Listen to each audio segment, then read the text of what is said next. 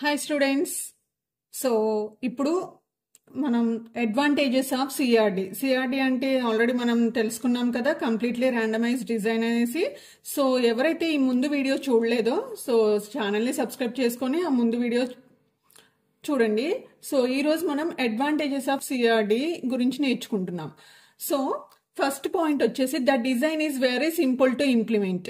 ఓకేనా. సో ఇక్కడ మనం ఈ సిఆర్డి డిజైన్ అనేది చాలా ఈజీ అనమాట, సింపుల్ అనమాట ఇంప్లిమెంట్ చేయడం. ఎందుకంటే మనం జస్ట్ ర్యాండమ్ గా ఒక ట్రీట్మెంట్ పిక్ చేసుకుంటాం, అది ఎన్నిసార్లు రిపీట్ అవుతుందో అది ర్యాండమ్ గా అలోకేట్ చేసుకుంటూ పోతాం. అందుకనే ఇది వెరీ సింపుల్ అనమాట.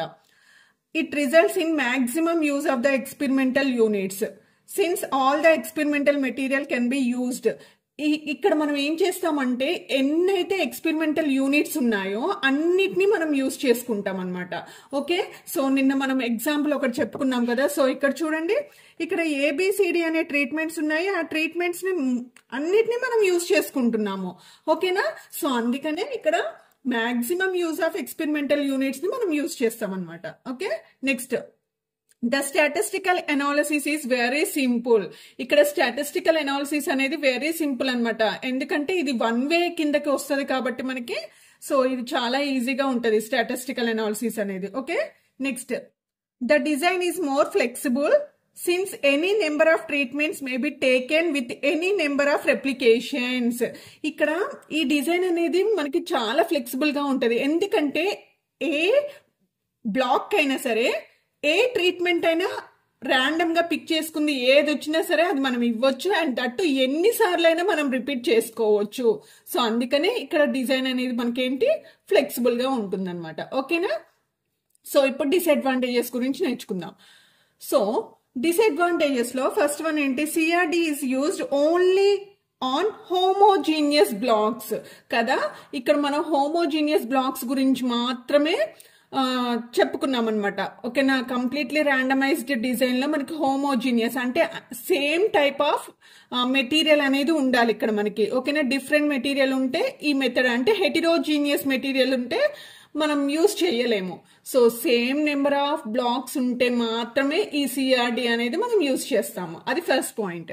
సెకండ్ వచ్చేసి in CRD the local control principle is not used.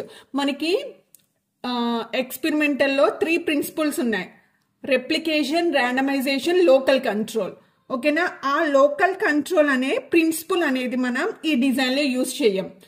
So use చేయం కాబట్టి అప్పుడు మనకి ఏమవుతుంది, ఎక్స్పెరిమెంటల్ ఎర్రర్ అనేది ఎక్కువ వస్తుంది. ఎందుకంటే లోకల్ కంట్రోల్ అనే ప్రిన్సిపల్ అనేది మనకి ఏం చేస్తుంది, ఎక్స్పెరిమెంటల్ ఎర్రర్ ని కంట్రోల్ చేస్తుంది. మరి ఆ ప్రిన్సిపల్ అనేది మనం ఇక్కడ సిఆర్డి యూజ్ చెయ్యం కాబట్టి అందుకనే ఎక్స్పెరిమెంటల్ ఎర్రర్ అనేది ఏమవుతుంది మనకి ఇక్కడ వచ్చే ఛాన్సెస్ ఎక్కువగా ఉంటుందన్నమాట. Okay. So these are the disadvantages. మరి అప్లికేషన్స్, అసలు మనం ఈ సిఆర్డి డిజైన్ అనేది ఎక్కడ అప్లై చేస్తాము చూడండి. It is most useful in laboratory techniques. ఓకేనా. సో ఏ ల్యాబొరేటరీ టెక్నిక్స్ అంటే ఏదైనా ఇన్ఫరెన్స్ అంటే ఏదైనా రిజల్ట్ మనకు కావాలి అన్నప్పుడు ఈ ఎక్స్పెరిమెంటల్ టెక్నిక్స్ అనేది అంటే ఈ సిఆర్డి అనేది మనం యూజ్ చేస్తాం అనమాట. Okay. It is used in methodological studies. ఓకేనా. మరి ఆ మెథడలాజికల్ స్టడీస్ అంటే ఏంటి, ఫిజిక్స్ కావచ్చు, కెమిస్ట్రీ కావచ్చు, సమ్ గ్రీన్ హౌస్ స్టడీస్ కావచ్చు. ఓకేనా. మోస్ట్లీ మనం ఈ కాన్సెప్ట్ అనేది ఎక్కడ యూజ్ చేస్తాము, ఫీల్డ్ ఎక్స్పెరిమెంట్ లో యూజ్ చేస్తాం. అంటే అగ్రికల్చర్ ల్యాండ్స్ లో ఎక్కువగా యూజ్ చేస్తాం అనమాట. ఓకేనా. అది కూడా హోమోజీనియస్ బ్లాక్స్ ఉంటేనే, సేమ్ టైప్స్ ఆఫ్ బ్లాక్స్ ఉంటేనే మనం ఈ సిఆర్డి అనేది అప్లై చేస్తాము. ఓకేనా. లేకపోతే మనం ఈ సిఆర్డి అనేది యూజ్ చెయ్యము. ఓకేనా. So these are the applications of what CRD. ఓకేనా. సో రేపు ఇంకొక టాపిక్ తో నేను మీ ముందుకు వస్తాను. సో మీరు ఇంకా ఎవరైతే నా ఛానల్ని సబ్స్క్రైబ్ చేయలేదో ప్లీజ్ సబ్స్క్రైబ్ చేయండి, లైక్ చేయండి, షేర్ చేయండి. ఇంకా ఏం కావాలి అనేది కూడా కామెంట్ చేయండి. Bye students, take care.